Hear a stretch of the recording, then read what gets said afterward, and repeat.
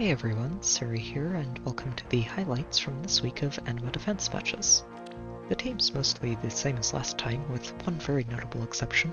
The pre-CYL Hero Fest was a great opportunity for me to go for Laegjarn merges, and she even came out of it with an ARD skill on top. The extra attack and speed make her an absolute menace to try and tank, while the extra bulk from merges gives her a much easier time surviving enemy counterattacks. She and Corrin also got their post-CYL Dragonclaw accounts updated. The layout is pretty straightforward, using the unbreakable wall and traps to make it trickier to approach the team's starting position. Gatekeeper helps a lot with that, making life difficult for Gale Force or hit-and-run teams thanks to his detailed report and Kanto control.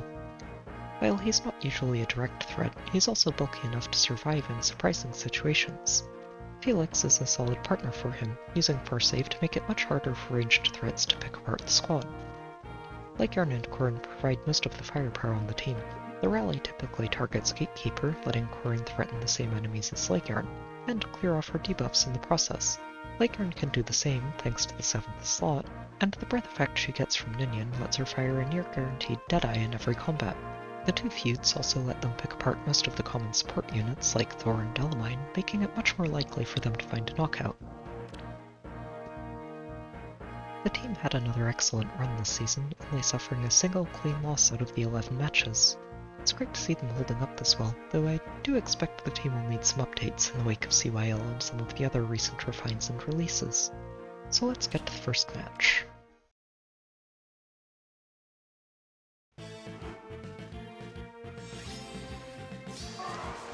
This match was a fun way to start off the week, with the first Brave Byleth that I've seen visiting my defenses. I do think she's a great offense carry, especially when partnered with a near-safe bodyguard like Idun. Since her ability to Vantage Sweep without losing health can really take apart a lot of enemy teams that don't use Hardy Bearing.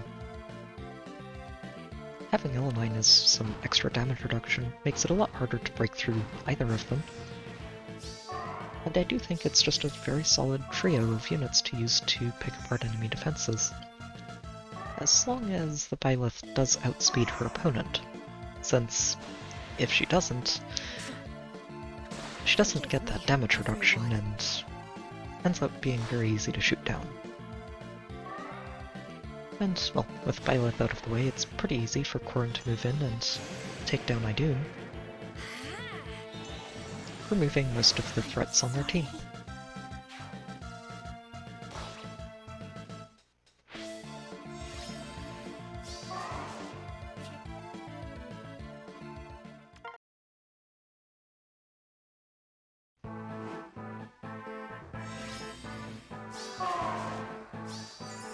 This match was the clean loss of the week, featuring a very impressive +10 Eirika.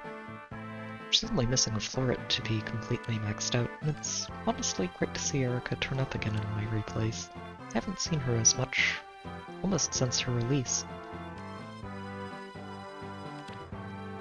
Eirika's really the main threat of this team, and they count on her and the young Larachal to offer a dazzling effect to the nearest target, to hit and run and pick the enemy teams apart.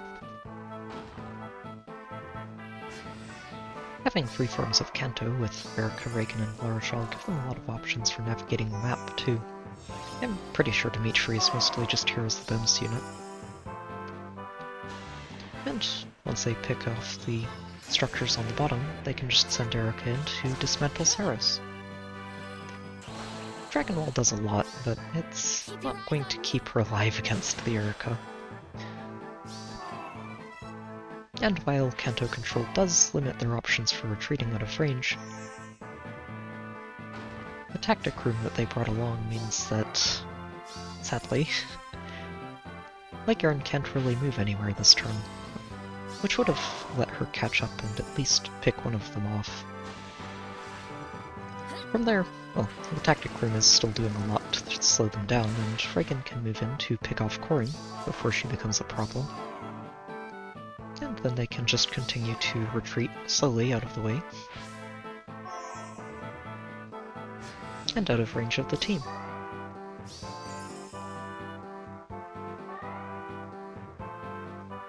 Again, the tactics room just really cripples the team and stops them from being able to get very far. which makes it easy for Eirika to duck in again and pick off Felix.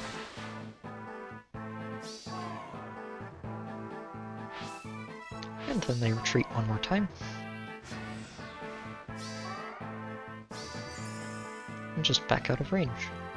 Guidance does let Gatekeeper get into range of Eirika here, but it's not really going to get much done. Even after he gets danced.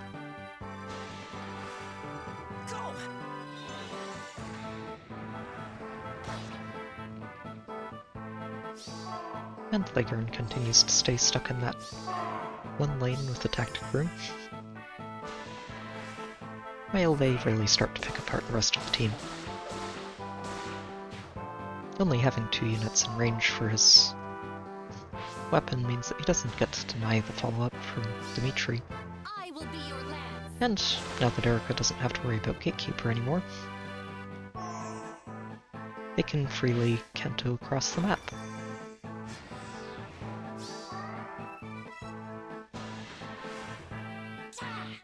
Mirabelle's, even in her bonus week, is not really going to get much done against Reagan.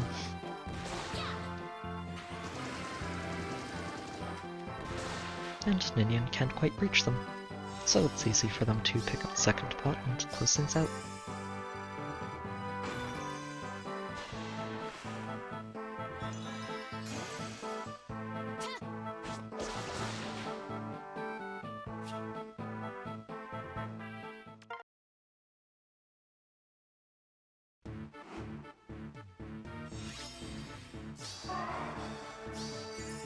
This match was a fun one to see. It's not too often that I see a maxed out legendary Caeda on an AR team. The rally seems like it might be left over from their arena matches, but I do think that her ability to vantage sweep through an entire enemy team can be really strong if there isn't a hardy Baron to worry about.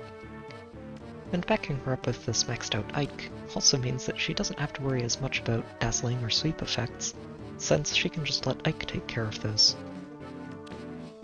Also fun to see the 20 dragon flowers on that Naga. It's very rare to see another maxed out Naga like that. They get things going right away here, just plunking Caeda in range and counting on her to sweep her way through the ranged cavalry units, which is really what her entire kit is designed to do. Unfortunately, Corrin rallying forward means that Naga ends up getting threatened. And, well, Naga isn't going to be able to handle Corrin.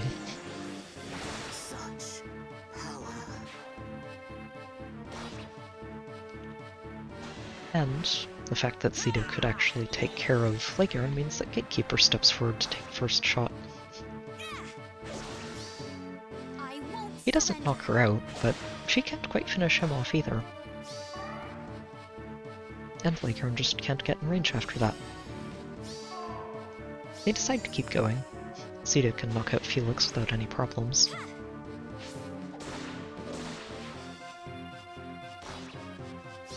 And then Kento back, get danced, and go after Corrin. I don't think they were expecting to have too many problems here, since, well, Caeda's got her vantage online against every target now. And there's only Laegjarn and Gatekeeper left. Unfortunately for Ike, he can't really do much to Laegjarn. And Gatekeeper can still go in and attack Caeda without worrying too much about her. The way is shut. He still doesn't quite finish her off here, but she can't quite take him down either. And then he gets danced, and Ceres can move in to finish the job.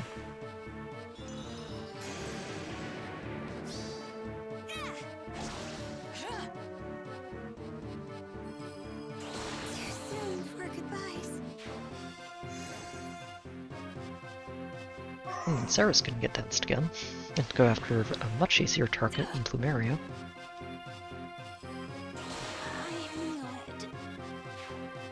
And while Gatekeeper can't quite reach anything else, losing those 3 is enough for them to concede and to move on.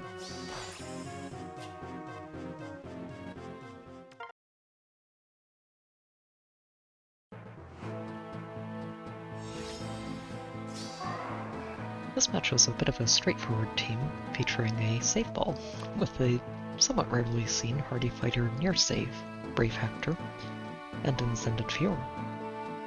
The two of them are very hard to break through, honestly, and especially with an L9 for that extra layer of damage reduction, can probably shrug off just about any attackers they come across.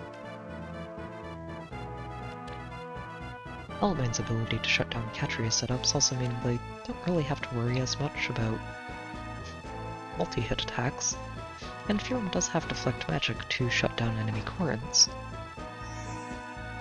So they just move into position right at start, and say go.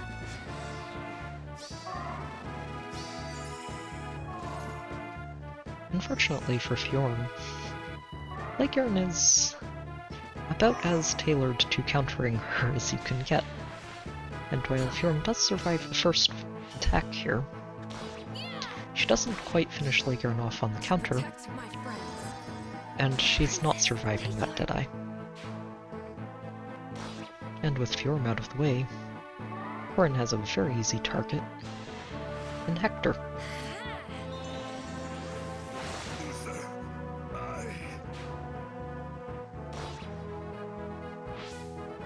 The rest of the team can't catch up. That's enough for them to surrender and move on.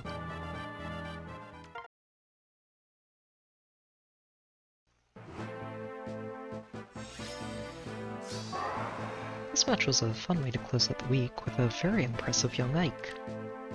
The Ascended stat and low attack speed and attack speed Oath 4 make it very hard to actually outspeed him, and combined with his built-in first hit damage reduction and no follow-up, along with the L9 to shut down Catrias and offer that extra layer of damage reduction, it's very hard for any threat to crack through this.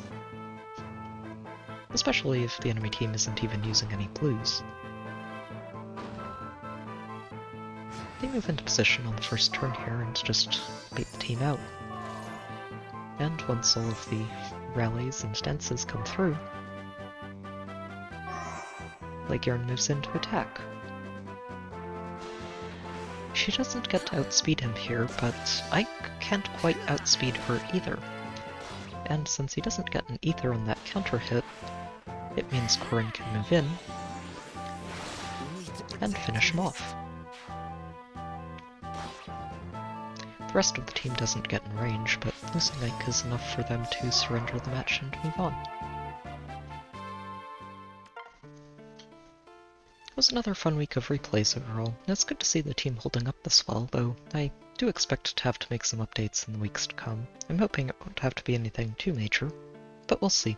I do also have a Discord link in the description if you'd like to hang out and chat, and there's also a Patreon page there if you'd like to help support the channel. As always, I hope you've enjoyed the video, good luck with your own matches, and I'll see you next time.